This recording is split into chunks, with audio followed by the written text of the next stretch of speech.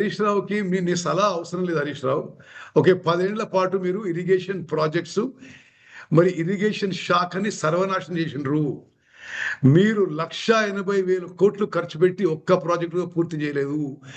సిగ్గుపడాలి. మీడియా మిత్రులను గమనించాలి. అసలు కాళేశ్వరం ప్రాజెక్ట్ గురించి మాట్లాడేదండి. వాళ్ళు కట్టిన కాళేశ్వరం ప్రాజెక్టులో వాళ్ళే మేడిగడ్డ గుండకాయ అన్నారు, వాళ్ళే డిజైన్ చేసిండ్రు, వాళ్ళే నిర్మాణం చేసిండ్రు, వాళ్ళ కూలిపోయింది. వాళ్ళు మళ్ళీ కాళేశ్వరం ప్రాజెక్ట్ గురించి మాట్లాడితే అది ఎంత వింతగా వికారంగా ఉందో మీరు గమనించాలి. మీకు చాలా అంకెలు చెప్పొచ్చు, నేను చాలా అంకెలు తయారు చేసుకున్నాను. కానీ నేను ఈరోజు మున్సిపల్ ఎలక్షన్స్ కోసం ఊరికి వచ్చిన, రేపు సెక్రటేరియట్ లో వివరంగా అన్ని విషయాలని నేను మరోసారి మనవి చేస్తా. కానీ ఆ తప్పుడు ప్రచారం ప్రజల్లోకి పోవద్దనే విధంగా నేను అది వెంటనే ఖండిస్తున్నా.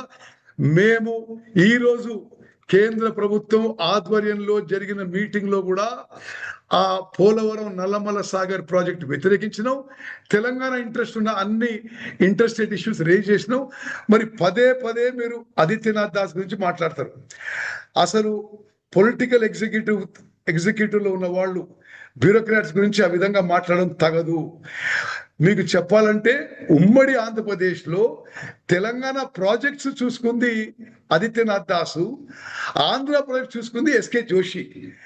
మరి తెలంగాణ ప్రాజెక్ట్స్ గురించి, ఆంధ్ర ప్రాజెక్ట్స్ గురించి మరి ఒక పూర్తి అవగాహన నుండి సమర్థవంతమైన అధికారి ఆదిత్యనాథ్ దాసు మా ప్రభుత్వం, మా ప్రతినిధిగా మరి ఇప్పుడు సలహాదారుగా పెట్టుకున్నాము. బరాబర్ అది మా ప్రభుత్వంగా మా హక్కు. అది Adityanath Das is competent officer to represent Telangana interest అని మా అభిప్రాయం. మీరు అధికారంలో ఉన్నప్పుడు మీరు ఎవరు మీ ఇష్టం ఉండి పెట్టుకున్నారు.